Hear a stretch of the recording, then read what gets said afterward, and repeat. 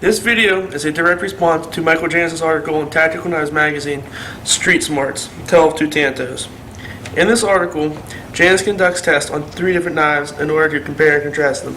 He tests a traditional Tantos style knife, Cold Steel Master Tanto, and Gerber Mark II. In his limited testing and larger assumption making, he concludes that the Cold Steel Tanto point is inferior, and I quote, "The key to satisfying your tactical needs is to clearly identify these needs and choose a tool that is appropriate based on actual performance and empirical testing. If you are a SWAT team breacher and consider your knife a sharp, expensive pry bar, the Americanized Tanto will probably suit you well. But if you focus on personal defense or even standard utility use, don't rely on internet forum gossip. Choose a blade with a more conventional and functional point."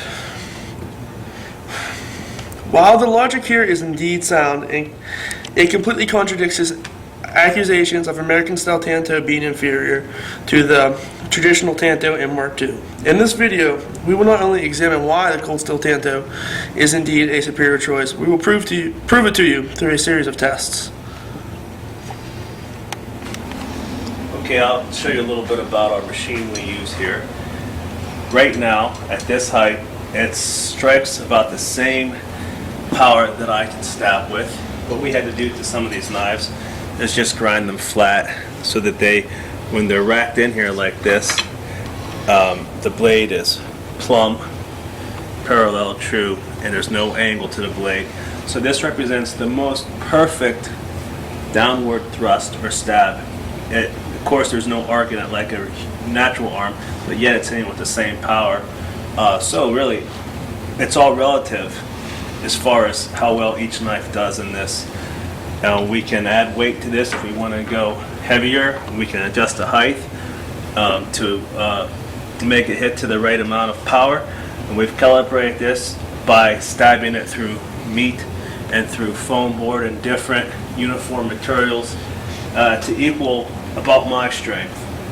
And we'll see how all these knives do in this apparatus. Show how it drops. We have a pull pin. We use this for a lot of other things too, a lot of braking tests, impact tests. So all we do is basically like a guillotine, pull the pin out, this racks up the blades or whatever you're holding, and it falls down. So this eliminates the human element because some days we hit harder than others, sometimes we hit more true than others. So it's a relative way that we can test knife blades without worrying about what we subconsciously like better or what we want to win. There's no truer way to do it than a uniform dropping method.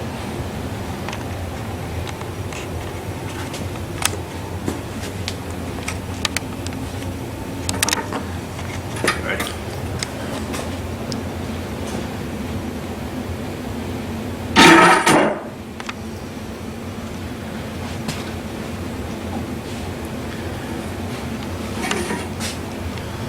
All the way through into the board. Master Tanto, beef brisket.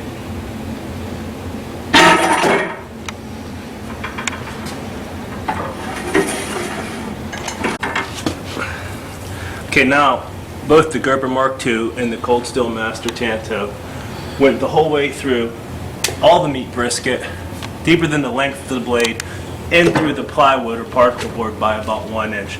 Now let's look at the wound channel of the Mark II blade versus the Tanto. Obviously the dagger is designed more for stabbing compared to this, but there's a lot of difference in the cross section of the blade. So let's look at the difference in the meat. Okay, both of them here, you can see that was where the Mark II quillions hit. Blasted right through this.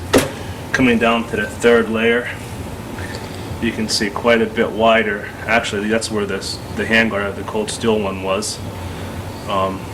It just went in deeper because it had a smaller quillion at that point. But you can start seeing here on the fourth layer the difference in the wound of the Mark II versus the Tanto. Now let's look at the fifth layer. fifth layer here. Again, the Mark II versus the Tanto. The Tanto is much, much larger in the width of the wound channel. Same thing, much larger, and down to the end. Good bit larger. And here's the plywood. That versus that. So the cold steel knife cuts the same width wound channel the whole way from beginning till end, and obviously the tapered dagger shape has a smaller channel versus its length of the blade. Okay, now we have the same stack of meat brisket, but we have a rack of pork ribs on here. We have that point lined up directly on one rib. So we're going to see how we go through the rib, if the rib slows down the point too much, and check the penetration of the Tanto versus the Mark II.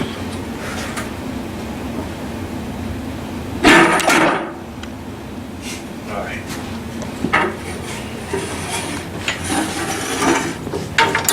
Keep that going, we'll check these ribs. Not only did it go through the rib,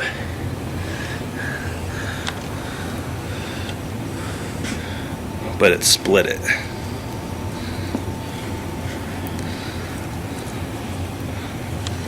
It went the whole way into the hilt. Okay. Okay, Mark II, directly lined up on a pork rib and going through the same amount of brisket.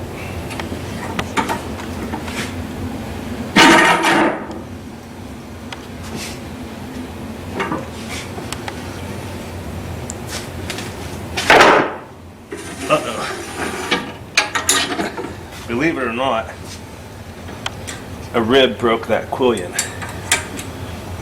Well, I can't hardly believe it, but it's true.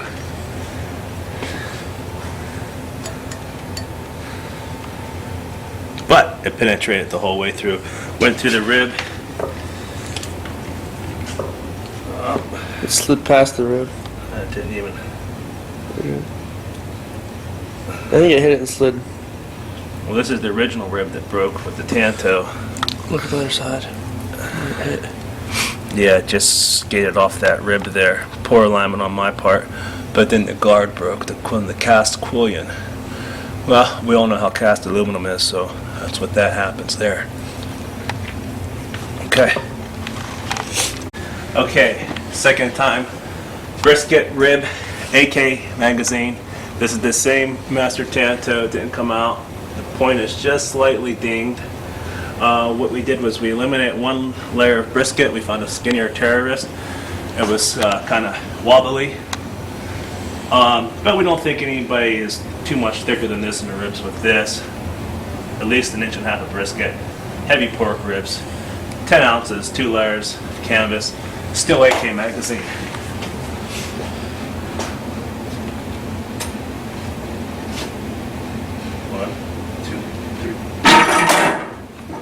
I think we got it. Oh, yeah. Alright. Safety. Alright, now, let's see what my roller is. We have almost an inch and a half. You could say an inch and 7/16. Look at the tip, it's 98% there. And we totally killed our terrorist. Well, I don't know if we killed him, but he's in bad shape. Didn't break a rib. Again, it slipped through the rib. And it went right here into the underlayer. So he's definitely hurt. Let's try the Mark II.